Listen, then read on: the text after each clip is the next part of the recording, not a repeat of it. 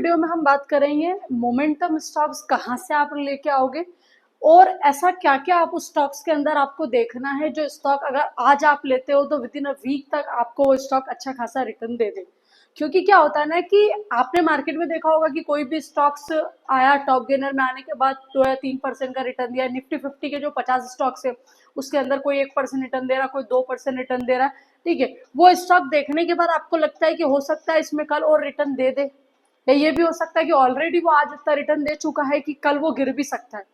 तो आज की क्लास में हम सिर्फ ये समझेंगे कि यार मोमेंटम स्टॉक ऐसे कहाँ से आपको ढूंढने हैं, कहाँ से आपको फिल्टर करके वो स्टॉक लेके आने हैं, और वो स्टॉक लेने ढूंढने के बाद आपको उस स्टॉक में क्या क्या 4 से 5 चीजें देखनी है। इससे आपको क्लियरिटी होगी कि नेक्स्ट डे वो स्टॉक आपका और भी ज्यादा मूवमेंट दे सकता है, या विद इन अ वीक के लिए भी अगर उस स्टॉक को आप होल्ड करते हो तो हो सकता है कि विद इन अ वीक में भी आपको एक अच्छा खासा रिटर्न दे दे। सबसे पहले एक चीज याद रखना, जब भी मोमेंटम स्टॉक फाइंड आउट करना हो ना आपको, तो आप डायरेक्ट गूगल पे अगर लिखोगे ना रेंज बाउंड स्टॉक या रेंज ब्रेकआउट स्टॉक, ये दो चीजें आपको ध्यान रखना है, गूगल पे लिखना है। लिखने के बाद आपके पास बहुत सारी लिंक आएगी, वो स्क्रीनर भी बताएगा, वो एनएससी की वेबसाइट पे भी बताएगा, लेकिन चार्ट इंक करके एक वेबसाइट होती है जो आपके सामने आप देखोगे ओपन है। ये वेबसाइट पे आप क्लिक करोगे ना, तो ये वेबसाइट पे जैसे रेंज बाउंड स्टॉक मैंने जैसे ही गूगल पे लिखा, सेकंड नंबर पे ये लिंक है, ये लिंक पे मैंने ओपन करा। ओपन होने के बाद कुछ स्टॉक्स मेरे सामने आए। अब स्टॉक सामने आने के बाद क्या होता है, हर स्टॉक आपको ये वो नहीं देगा जो बिल्कुल एक रेंज में चल रहा टूटने वाला। कुछ स्टॉक ऐसा देगा जो बहुत ज्यादा गिर गया हो, ठीक है, कुछ स्टॉक ऐसे देगा जो बिल्कुल सपोर्ट पे हो, सपोर्ट पे एक रेंज बना रहा हो, ब्रेकआउट होने वाला हो, या कुछ स्टॉक आपको ये वो देगा जो ऑलरेडी बहुत ज्यादा ऊपर जा चुके हैं और जाने के बाद 5 या 6 या 7 कैंडल की एक रेंज बना रहा और रेंज का ऑलमोस्ट ब्रेकआउट हो गया। क्योंकि लगभग आपको 60 to 70% ये वही स्टॉक देगा जिसका ऑलरेडी ब्रेकआउट हो चुका है। अब आपको क्या करना है, जैसे ही आप इस लिंक पे क्लिक करोगे ना रेंज बाउंड स्टॉक्स लिखने के बाद आपके सामने ये कुछ लिस्ट ओपन होगी स्टॉक्स की। अभी स्टॉक्स की लिस्ट में से आपको दिख रहा होगा यार किसी स्टॉक्स ने आप देखोगे 4% मूवमेंट दिया, किसी ने 3% दिया, किसी ने 2% दिया, किसी ने 1% दिया।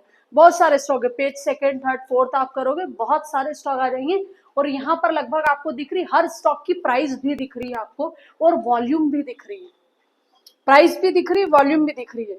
कोई भी स्टॉक लो, सबसे पहले प्राइस के साथ अगर वॉल्यूम बढ़ रही है, मतलब आप समझ जाना कि कहीं न कहीं आप जो रास्ते पे जा रहे हो, जो ब्रेकआउट स्टॉक आपने ढूंढा, आप चाह रहे हो कि आपको पता होना चाहिए कि कल ये स्टॉक ब्रेकआउट करेगा नहीं करेगा, उसके चांसेस और ज्यादा बढ़ जाते हैं अगर प्राइस भी बढ़ रही है और वॉल्यूम भी बढ़ रही होगी तो। अब यहाँ पर कोई भी एक स्टॉक आप उठा लो, जैसे फॉर एग्जाम्पल के लिए यहाँ से हम ले लेते हैं कोई भी, हाँ, स्टॉक ऐसे उठाना आप जो लगभग 300-350 से ऊपर का स्टॉक हो। कोई भी 100 रुपए, 150 रुपए, 200 रुपए का स्टॉक आप मत उठाना। छोटी स्क्रिप्ट रहती है, कम पॉइंट का मूवमेंट होगा, पैसा ज्यादा का स्टॉक उठाओगे, 500 के ऊपर का स्टॉक उठाओगे, मूवमेंट भी अच्छा करेगा और रिटर्न भी अच्छा लेके निकलोगे। अब यहाँ से अपर फिल्टर करते हैं तो फॉर एग्जांपल के लिए स्टॉक प्राइस में आया, एक आया 250 रुपए का स्टॉक फर्स्ट नंबर पे जिसने आज 4% रिटर्न दिया। उसके बाद आप देख रहे हो एक है 783 रुपए का स्टॉक है जिसका आज का अगर आप रिटर्न देखोगे ना तो आपको दिख रहा है लगभग 3% उसने आज रिटर्न दिया। अब हमको सिर्फ ये देखना है इसके चार्ट पे जाके, क्या ये स्टॉक एक रेंज में था, या ये स्टॉक ने ऑलरेडी आज रिटर्न दे चुका है, या स्टॉक सपोर्ट पे है या रेजिस्टेंस पे। 3 से 4 चीजें देखनी, प्लस इसकी हमको वॉल्यूम चेक करनी। जैसे ही हम स्टॉक को एनालाइज करेंगे फिर हमको पता चलेगा कि यार आज ये स्टॉक ने इतना रिटर्न दे दे, कल ये और रिटर्न दे सकता है नहीं दे सकता। अब एग्जाम्पल के लिए स्टॉक अपन देखते हैं, कहा गया आपका ये वाला स्टॉक है, ठीक है, ये स्टॉक आपका ओपन है जिसकी मैंने उधर प्राइस बताई थी 778 प्राइस थी। अब देखो यहाँ पर एक चीज समझ में आएगी। सबसे पहले एक चीज बेसिक कंसेप्ट है जो याद रखना, टाइम फ्रेम। ऑलरेडी एक वीडियो में अपलोड कर चुकी है, अगर टाइम फ्रेम का कुछ भी डाउट हो, नहीं समझ में आए कुछ भी चीजें, तो वो वीडियो आप जरूर देखना, उससे बहुत सारे बेसिक कंसेप्ट आपके क्लियर होंगे। अब यहाँ पर देखना, कभी भी कोई भी स्टॉक को आप एनालाइज करो ना तो सबसे पहले उसका 1 डे टाइम फ्रेम पे एनालाइज करो। बड़े टाइम फ्रेम पे, छोटे टाइम फ्रेम पे जाओ। 1 डे टाइम फ्रेम देखो, 1 डे टाइम फ्रेम के बाद 1 घंटे का चार्ट देखो। ये 2 ही टाइम फ्रेम है जो आपको इंट्राडे के लिए अच्छी खासी एंट्री देंगे। और अगर स्विंग ट्रेडर हो आप तो 1 डे और 1 वीक का ही टाइम फ्रेम आपको देखना है, ना 1 मंथ का टाइम फ्रेम देखना है, ना 5 मिनट का देखना है, ना 15 मिनट का देखना है, ना 1 घंटे का टाइम फ्रेम देखना। इंट्राडे हो तो 1 घंटे और एक 1 डे टाइम फ्रेम इनफ है। अब ये जो चार्ट खुला है ये 1 डे टाइम फ्रेम पे ओपन है, यहाँ पर आप देख पा रहा होगा आपको 1 डे। अब इस चार्ट को आप देखोगे ध्यान से तो आपने देखा कि यार ये स्टॉक कंटिन्यू गिर रहा था, लगभग 1.5-2 महीने से भी ज्यादा देखा आपने स्टॉक गिर ही जा रहा है, ठीक है। गिरते गिरते सबसे पहले उसने एक यहाँ पर रेंज बनी, उसके बाद फिर स्टॉक गिरा। अब गिरने का आपने देखा कि हमेशा आप देखना रेंज स्टॉक की ऐसी ही नहीं होती कि भैया ये रेंज है, 1 कैंडल बनी, 2 कैंडल बनी, 3 कैंडल बनी, 4 कैंडल बनी, 5। एक रेंज ये भी होती है और एक रेंज होती है ये वाली, 1 candle, 2 candle, 3 candle, 4 candle, 5 candle, ये दोनों रेंज आपको मार्केट में दिखने को मिलेगी। तो रेंज मतलब ये नहीं कि सिर्फ ये वाली रेंज ही हो सकता है, गिरते गिरते वो इस टाइप की भी रेंज बना रहा है ना, तो भी आप समझ जाओ कि मार्केट में कुछ बड़ा होने वाला है। क्योंकि कभी भी कोई भी स्टॉक एक रेंज में चले ना, तो आप उस पर्टिकुलर कैंडल का नेचर समझो कि वो रेंज में चलने के बाद किस टाइप की कैंडल बना रहा है। अगर फॉर एग्जांपल मैं आपको इस वाले चार्ट में बताऊं तो आपने देखा कि जब भी ये इस टाइप की यहाँ पर इसने एक रेंज बनाई, आपने देखा। अब रेंज बनाने पे आप देख रहे हो यहाँ स्टॉक 1 कैंडल, 2 कैंडल, 3-4 कैंडल से गिरा, उसके बाद 1 2 3 4 5 6 6 कैंडल आपने देखी, 6 कैंडल एक रेंज में चल रही, लेकिन पूरी 6 कैंडल की ऊपर वीक और नीचे वीक, लगभग आप देखोगे तो ऊपर भी वीक है और नीचे भी वीक है। कुल मिला के रेंज मार्केट में जब बनती है, जब बायर्स और सेलर्स जो रहते हैं, जो उनकी जो फाइट होती है वो लगभग कहीं न कहीं इक्वल होती है। मतलब बायर्स का और सेलर्स का जो पार्टिसिपेंट होता है वो इक्वल होता है, वो पूरी कोशिश करते हैं बायर्स जीते और सेलर्स पूरी कोशिश करते हैं कि सेलर्स जीते, तभी एक रेंज मार्केट में बनती है।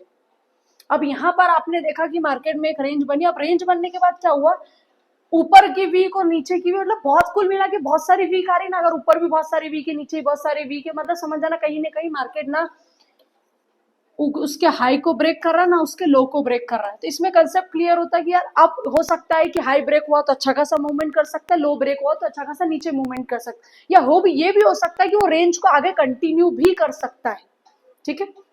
यहाँ पर आपने ये स्टॉक के बारे में देखा कि सबसे पहले इसने एक रेंज बनी, ना लो ब्रेक करा ना हाई ब्रेक करा। अब क्या हुआ, जो आज की कैंडल थी उसने आज ब्रेकआउट करा और इतनी बड़ी कैंडल बनी, लगभग आप यहाँ पर देख रहे हो 2-2.5%, लगभग 3% के समथिंग आज इसने रिटर्न दिया।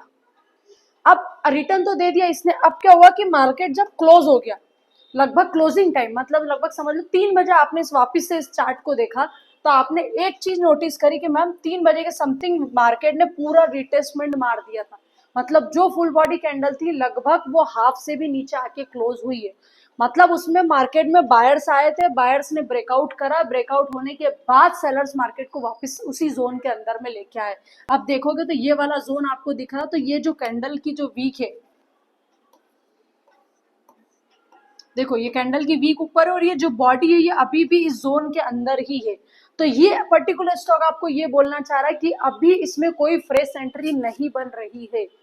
ब्रेकआउट हुआ जरूर था लेकिन ये फेक ब्रेकआउट था, अगर यहाँ पर आपने देखा तो ये फेक ब्रेकआउट था। जब जब ऊपर बड़ी सी वीक बनाने के बाद वापस से आपको उसी रेंज या उसी जोन के अंदर में मार्केट क्लोज होता है तो लगभग वो फेक ब्रेकआउट है। कल आपके कोई चांसेस नहीं है कि वो आपको अच्छा रिटर्न दे या नहीं दे। पहला कंसेप्ट क्लियर हुआ। सेकेंड थिंग मैंने देखा कि मैम इसकी वॉल्यूम भी नहीं है। लगभग यहाँ पर आप देख रहे हो 25.62 के वॉल्यूम है, जो कोई मतलब नहीं है।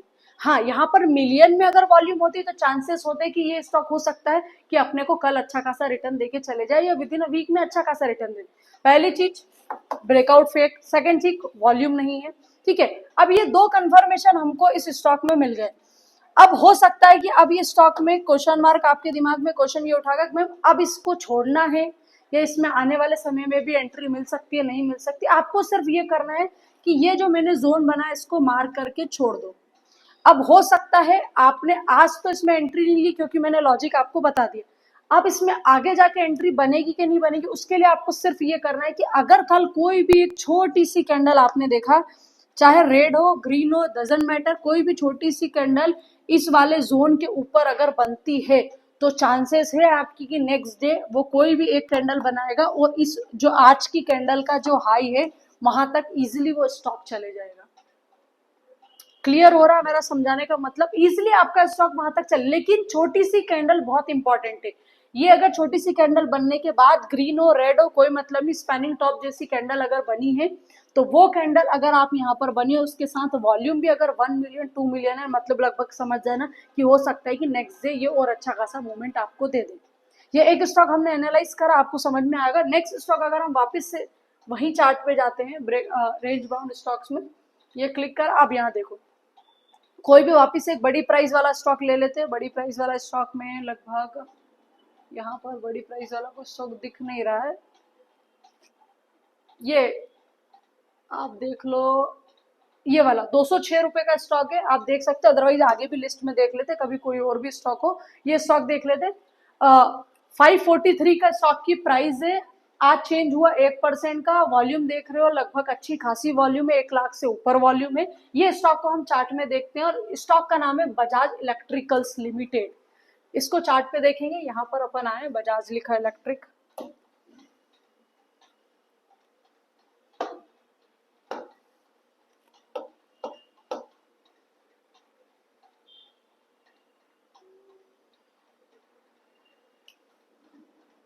ये रहा आपका बजाज इलेक्ट्रिकल।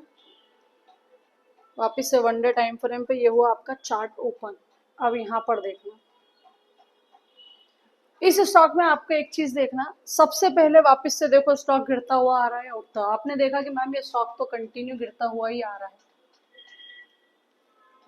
यहाँ स्टॉक ने एक रेंज बनी, रेंज बनाने के बाद स्टॉक वहां से गिरा, गिरने के बाद आपने देखा कि वापस से यहाँ वही कोशिश करी है उसने पूरी रेंज बनाने की। ये देखो बना रहा है एक रेंज। अब आपको सिर्फ ये समझना है कि रेंज बना रहा है वो स्टॉक, अगर ये वाले रेंज का जो ये देखो 1 2 3 4 5 6 7 कैंडल है उस रेंज के अंदर में, अगर ये कोई भी कल एक कैंडल इस रेंज को ब्रेकआउट करती है तो नेक्स्ट डे आप इसमें इजीली एंट्री ले सकते हो। मैं कोई रिकमेंडेशन नहीं दे रही आपको कि इसमें आपको एंट्री लेनी या नहीं लेनी, मैं सिर्फ एनालाइज करके एजुकेशन पर्पज से आपको बता रही हूँ कि कैसे स्टॉक को एनालाइज करते हैं, रेंज बाउंड स्टॉक्स को। ठीक है, यहाँ पर आपने देखा कि कोई भी एक कैंडल अगर कल आपका मॉर्निंग में ब्रेकआउट देती है तो चांसेस है कि यहाँ पर कोई भी एक कैंडल बन गई और इसकी वॉल्यूम आप देखोगे तो अच्छी खासी अगर वॉल्यूम है उसमें, तो इस स्टॉक में अभी भी एंट्री आपकी बन रही है। अब आप बोलोगे स्टॉक्स में एंट्री बन रही है, टारगेट टारगेट अगर आप देखोगे ना इजीली तो आपका ऊपर का रेजिस्टेंस आपको यहीं पर दिख रहा है, इसके पहले रेजिस्टेंस देखोगे तो यहाँ पर दिख रहा है। और कोई भी रेंज बाउंड स्टॉक्स में से आप एंट्री लोगे ना तो आज अगर आपने कोई स्टॉक में बाई करी है तो हो सकता है कल ही वो स्टॉक आपको 2 से 3% इजिली रिटर्न दे दे। मेरा ये मानना है कि अगर आप आज एंट्री लेने के बाद कल भी उसमें एग्जिट कर रहे हो 2 से 3% लेके तो भी इनफ है। एक हफ्ते के लिए स्टॉक रखते हो थोड़ा सा रिस्क करोगे, एक हफ्ते के लिए अगर स्टॉक रखते हो तो स्टॉप लॉस ट्रेलिंग करते करते स्टॉप लॉस को आगे ले जाए, क्योंकि हो सकता है कि कल आपने आज स्टॉक में अच्छा खासा प्रॉफिट और कल के लिए और आगे होल्ड करा हो, तो हो सकता है कल वो स्टॉक थोड़ा बहुत गिरे तो आपका जो प्रॉफिट है वो आधा भी हो सकता है। इसके लिए स्टॉप लॉस ट्रेल करते जाओ, जितना प्रॉफिट है उतना लेके बाहर आओ। अब ये स्टॉक्स में अभी भी हमको लग रहा है कि भैया एंट्री मिल सकती है, क्यों? क्योंकि ये रेंज में आप, और एक चीज याद रखना, जब भी रेंज का ब्रेकआउट होता है ना तो रेंज का ब्रेकआउट होता है उसका मार्केट बहुत अच्छा मूवमेंट करता है। जैसे फॉर एग्जांपल के 2 या 3 दिन पहले मैंने एक स्टॉक पकड़ा था एवलोन करके, मैं उसका भी आपको एग्जांपल बता देती हूँ तो उससे आपको क्लियरिटी होगी कि जब जब रेंज में एक रेंज में स्टॉक चलता है और वो स्टॉक का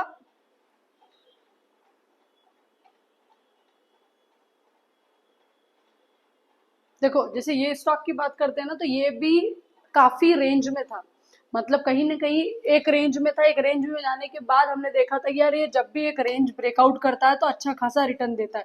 अब अगर आप ये रेंज देखोगे ना तो आप इसको ऐसे मार्क कर लो, यहाँ पर अगर आप मार्क करोगे इसको, ये देखो यहाँ पर एक रेंज ऐसी मार्क कर लो आप,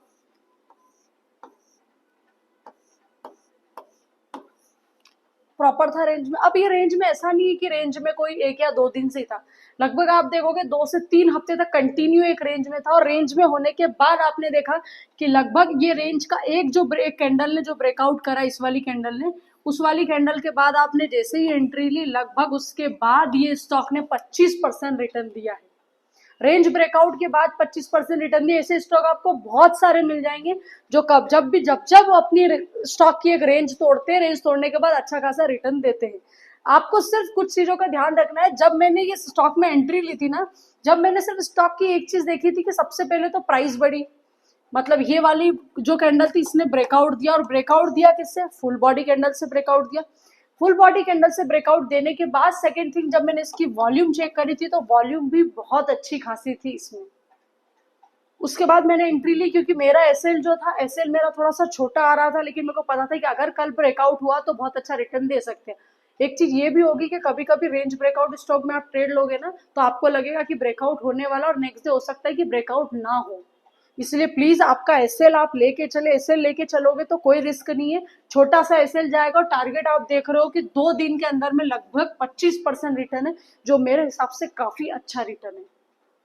विद इन अ वीक भी आपको होल्ड करने की जरूरत नहीं पड़ी। आज आपने ट्रेड लिया, अगर डेट वाइज भी अगर इस स्टॉक को आप देख रहे हो, तो यहाँ पर ये जो ट्रेड लेने की डेट थी, ये थी आपकी 3 अक्टूबर को, लास्ट फ्राइडे को था। फ्राइडे के बाद आपने देखा 1 से 2 दिन तक कंटिन्यू मार्केट चला, 2 दिन में इतना अच्छा खासा रिटर्न दे दिया। और रिटर्न देने के बाद आज भी ये स्टॉक यही कर रहा है आपकी, कि कहीं ना कहीं कोशिश कर रहा है वापिस से एक रेंज बनाने की। अगर 2 या 3 कैंडल बना के वापस से एक रेंज बनाता है ये, तो फिर चांसेस है आपके कि फिर अगर कोई भी एक कैंडल ब्रेकआउट देती तो फिर ये स्टॉक और ऊपर जा सकता है। 1450 से 1400 से 1500 तक भी ये स्टॉक जा सकता है, अगर वापस से एक रेंज बनाने के बाद ब्रेकआउट होता है तो ऐसे ही आप रेंज वाले स्टॉक्स देख सकते हो मार्केट में, क्योंकि जब जब एक रेंज वाले स्टॉक आपके सामने आते हैं ना, तो चांसेस ज्यादा बढ़ जाते हैं कि वो रिटर्न आपको और अच्छा दे दे। ये मैंने एक एग्जांपल बताया, क्योंकि लाइव ट्रेडिंग की थी मैंने, और इसमें मैंने ट्रेड भी लिया था, और काफी अच्छा रिटर्न लेके मैं पर्टिकुलर स्टॉक्स में से बाहर आई हूँ। अब यहाँ पर जैसे मैंने आपको जो लिस्ट बताई थी, उसमें अभी भी बहुत सारे स्टॉक आ जाएंगे। उस लिस्ट में से आप ऐसे स्टॉक निकालना जो 200-300 से ऊपर के स्टॉक हो, उसको प्रॉपर तरीके से चार्ट में जाना, चार्ट में देखने का प्रॉपर तरीके से वो रेंज को एनालाइज करना, देखना जो ब्रेकआउट हो रहा है रियल ब्रेकआउट हो रहा, फेक ब्रेकआउट तो नहीं है, प्राइस बढ़ रही है उसके साथ वॉल्यूम बढ़ रही है कि नहीं बढ़ रही है। अगर 2 या 3 चीज का ऐसा आप ध्यान रख लोगे, तो मेरे हिसाब से आप सबसे अच्छे मोमेंटम स्टॉक निकाल पाओगे, जो स्टॉक आपको बहुत अच्छा खासा return they they. I hope आपको इस वीडियो से कुछ सीखने को मिला होगा, और कुछ भी डाउट हो तो आप कमेंट बॉक्स में लिख दें। प्लीज चैनल को लाइक शेयर और सब्सक्राइब कर दें। Thank you so much.